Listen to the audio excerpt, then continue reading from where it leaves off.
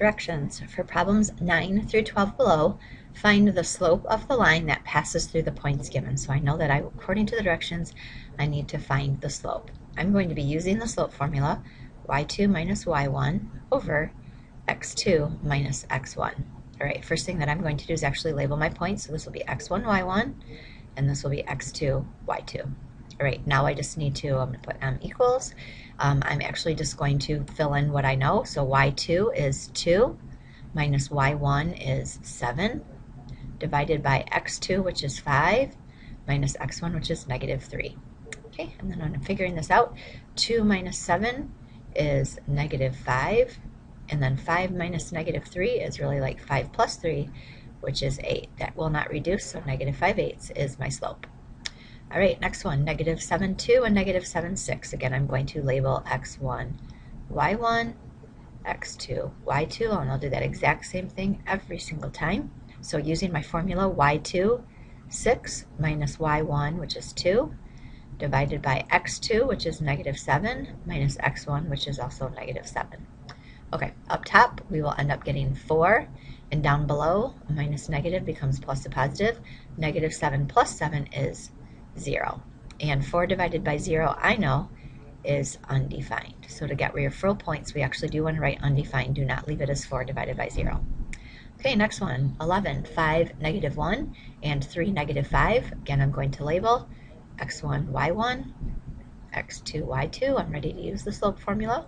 So y2, which is negative 5, minus y1, which is negative 1, over x2, which is 3, minus x1, which is 5. And now I'm ready to find an answer.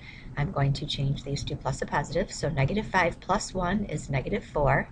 And then 3 minus 5 is negative 2. And this will reduce. Negative 4 divided by negative 2 is 2. So if it can reduce, we definitely want to make sure we reduce it.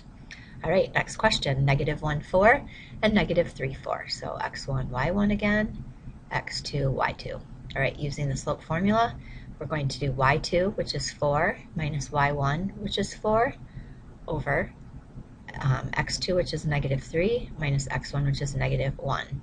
All right, working this out, 4 minus 4 is 0. And then down here, we get to change that to plus a positive. Negative 3 plus 1 is negative 2. 0 divided by any number is actually 0. So for full credit, we're not going to leave it as 0 over negative 2. We're actually going to make it 0. Okay, next problems. Make sure we read the directions on these. And for problems 13 through 16 below, indicate whether the slope of the line will be positive, negative, 0, or undefined. Please notice that it does not ask us to find the slope. It just tells us to say what kind of slope this line will have. All right, and number 13, as I'm going from left to right, I'm headed down. So this one must have a negative slope. Okay, number 14, this is a flat line. I am able to walk on it, but it is totally flat. So it is going to have a slope of 0. Number 15, this would be a line that I could not walk. It's too steep.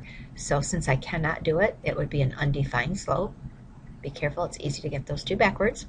And then number 16, if I start at the left side of my paper and work to the right, I'm going to have to go up. So this line will have a positive slope.